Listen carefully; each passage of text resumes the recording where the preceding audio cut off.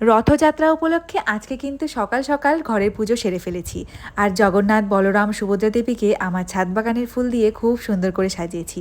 সঙ্গে কিন্তু আমার মা লক্ষ্মীকেও খুব ভালো লাগছে দেখতে। আর রথযাত্রা উপলক্ষে বাড়িতে সম্পূর্ণ নিরামিষ রান্নাবান্না। সকালে করেছিলাম লুচি, সাদা আলুর তরকারি, সঙ্গে ছিল চা আর মিষ্টি।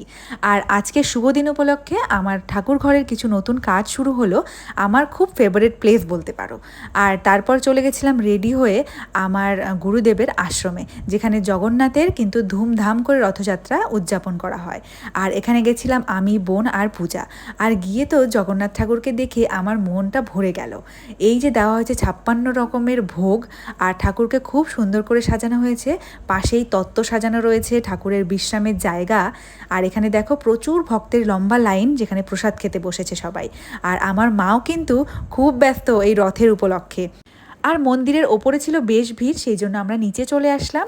এখানে বসেও গেছি প্রসাদ খেতে। প্রথমে পড়লো পাতা গ্লাস, আর পড়লো মহাপ্রসাদ। জগন্নাথ দেবের মহাপ্রসাদে ছিল অন্নপ্রসাদ, কচুর শাক, নানান ধরনের ভাজাভুজি, সবজি।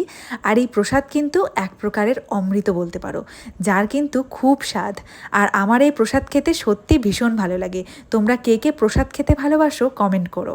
আর শেষ পাতে ছিল আম, চাটনি, মিষ্টি, অনেক কিছু। আমার পাতা কিন্তু একদম পরিষ্কার। আর শেষে দেখা হলো বৌদি আর টুইঙ্কেলের সঙ্গে। দেখা করে আমি বেরিয়ে পড়লাম। আর সঙ্গে এত বড় একটা ব্যাগ দিয়েছে প্রসাদ। বাড়িতে এসে খুলতেই দেখি এখানে কিন্তু অনেক কিছু ছিল।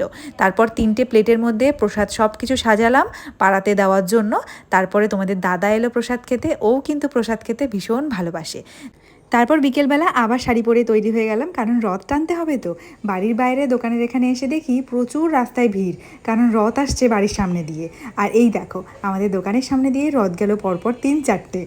তারপর আমিও গেলাম রথের দড়ি টানতে। আর জানো কি, রথের দড়িতে টান পড়া মানেই মা দুর্গার আগমন। তারপর সন্ধ্যাবেলা আমি, পরি, বুনু সবাই মিলে গেলাম মেলাতে। আর যাওয়ার পথে পরপর অনেক রথ দর্শন করলাম, সঙ্গে বাতাসা প্রসাদও পেলাম। তারপর হাইরোডে এসে দেখি স্কন মন্দিরে রথ যাবে জন্য প্রচুর লম্বা লাইন। আর এখানে ক্ষণে ক্ষণে সবাই যাচ্ছে নাচ করতে করতে, যা দারুণ লাগছিল দেখতে। আর এই দেখো এই রথের দড়িটাও একটু জয় জগন্নাথ বলে টেনে নিলাম। আর এটাই হলো আমাদের গঙ্গারামপুরের স্কনের রথ, যেটা খুব সুন্দর করে সাজানো হয়। আমাকে এই প্রভু ডেকে প্রসাদও দিলেন। এই দেখো খুরমা প্রসাদ পেয়েছি কিন্তু এবার। আমরা 3জন মিলে প্রসাদ খেতে খেতে যাচ্ছিলাম মেলার দিকে। তারপরে রাস্তায় দেখা হয়ে গেল ঋতুর সঙ্গে। আর ঋতু কিন্তু এখন গঙ্গারামপুরের বাসিন্দা না, ও এখন বহরমপুরের বাসিন্দা। ও এখন বরের সঙ্গে ওখানেই থাকে। তারপরে চলে গেছিলাম মেলায়। মেলায় প্রচুর দোকানপাট, কিন্তু প্রচণ্ড ভিড় ছিল। আমি নিলাম একটা ডালের কাটা, মায়ের প্রয়োজন ছিল। তারপর ওখান থেকে নিলাম ভীষণ স্পেশাল, রথের মেলাতেই পাওয়া যায় নটকনা, যেটা আমার ভীষণ ফেভারিট। তারপর ফুচকা খেয়ে চলে এলাম বাড়ি। টাটা।